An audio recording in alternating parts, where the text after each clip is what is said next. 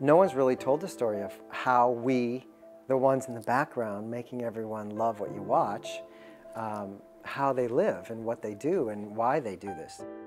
It all started, I watched my mom and dad dance when I was a little boy. Okay, I started when I was 3, and my first experience of dance was quite amazing. It was in an open-air pavilion in Hawaii.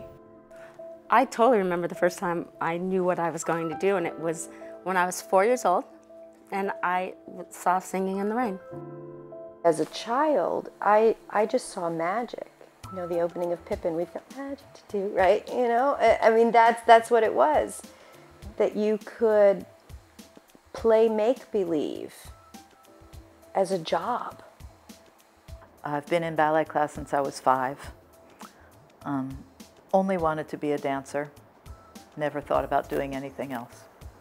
She turned on the music, and I ran around the open-air pavilion with this scarf, doing whatever I was, and it was called a dance class.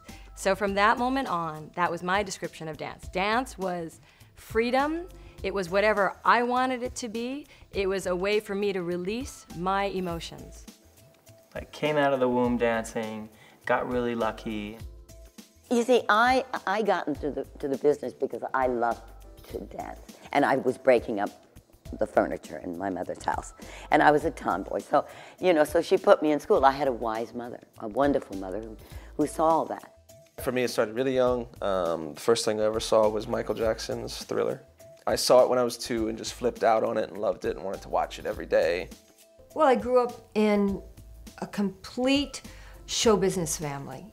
My father was an orchestra leader, and my mother was an acrobatic, comedic dancer, as was the rest of the family. Then I came along, we're born into this family that just had this passion and love for dance. Not that anybody was really good, I think it was really about that they loved it so much. I started at 11 years of age. I come from a place on the River Mersey. The Beatles came from there, every other group came from there. It was late 50s, early 60s. We were living in a time where I couldn't go to ballet class to the big ballet school. And it was in the 60s, the 50s and 60s, which was, you know, such an energetic era. It was the 50s, right? And it was just about time integration was beginning to happen, and a lot of schools felt that they had to have a token, as they called them in those days. But that wasn't even about them. There was something else going on in the universe. There was change happening in the universe. And the success of them sort of drove everybody in the area to believe that they could be successful. We couldn't go to the movies, we couldn't go to many places. The one place we could go to we could go to museums. You know, how could this little group from Liverpool take over the world? Well, we can all do it, can't we? We could go to the park once a year. And so I was chosen. You know, he pointed all the kids on the block. He said, this kid. My mother packed us up and we moved to Mexico.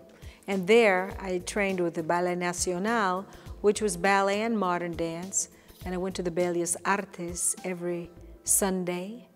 And I realized that Mom was right. The universe is where we live, not just in Houston, Texas. We live in the universe. And so we have many places we can go and do what we do.